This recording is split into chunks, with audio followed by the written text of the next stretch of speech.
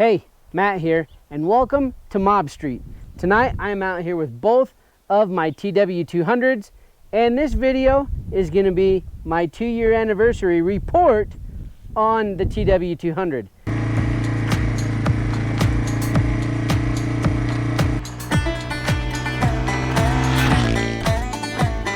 Yeah, it is currently 11 degrees outside.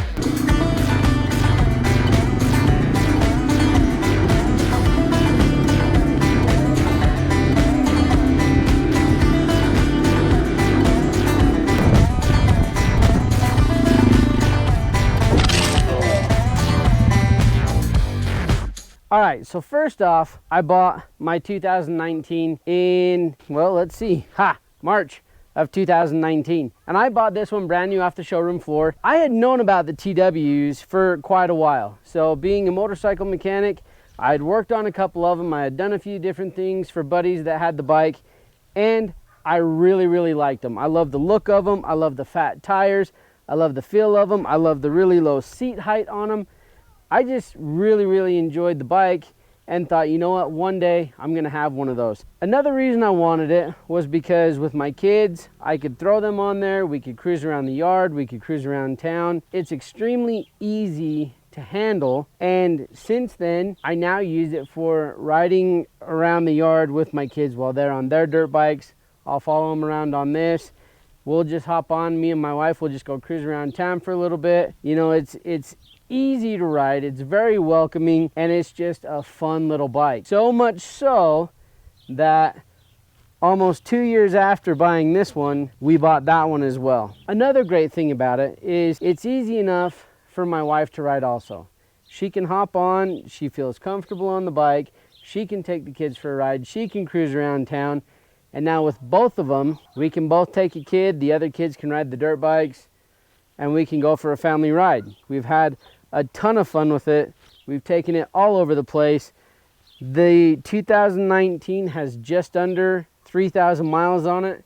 The 2021 has just under 600 miles on it. So in that 2 years, almost 4,000 miles on two bikes. I've become pretty familiar with them. And the great thing about it is the more I ride them, the more I like them. In that time, let me tell you what I have done to both bikes. With the 2019, I've added the Shinko SR241 front tire in the 4.00 by 18, and that tire is awesome. This one definitely feels better than the stock tire. Another thing that I've done, actually to both of them, is I have put the Tusk handguards on here, and these are with the MX hand shields. Now these are the full wraparound aluminum handguards, and these have been worth their money basically since the get-go. They have saved the stock handlebars who knows how many times, and they were one of the first upgrades that I did when I bought the 2021. Another thing that I've done to actually both of them is the Cycle Rack's rear rack. Yes, it is a bigger rack than most of the rear racks out there.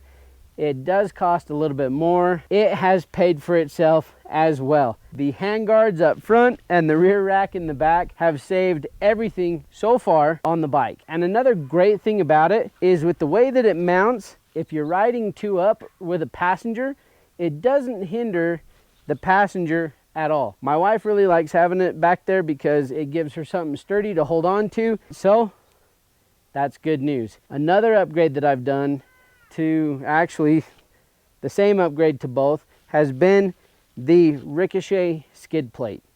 So I've got the anodized black on the 2021. I have just the regular aluminum on the 2019. These things are rock solid. They mount very easily and they protect everything underneath the bike. One of the upgrades that I did to the 2021 that I have not done to the 2019 is the TAC Industries headlight and taillight conversion kit. So the LED on the front of this thing beats the stock headlight hands down. And the great thing about it, it draws quite a bit less power than the stock headlight. So it's definitely an upgrade worth looking into. As you can see, a lot of this stuff that I've done to these bikes have been aftermarket upgrades, and most of it has come from Rocky Mountain ATV. So if you're interested in getting any of that, I will definitely put the Rocky Mountain link down in the description below. With the 2021 over the 2019, I wanted to go a little bit different on the tires. Like I said, I absolutely love this Shinko SR241, but Dunlop gave us the K180s, which are a flat track style tire. I love the tread pattern on them, and so when I got the 2021, that was another thing that I did right off the bat, was take the stock tires off front and rear and put the K180s on there. Now the great thing about the Dunlops is they don't only make the front tire, but they make the rear tire as well. So you can get a matching set in stock sizes for the TW200. The last upgrade that I did to the 2019 was add new sprockets and a new chain. Now the stock sprocket size on the TW is a 14 tooth in the front and a 50 tooth in the rear. Like I said, my wife and I will hop on this and we'll go for rides. My kids, they'll hop on, we'll go for rides.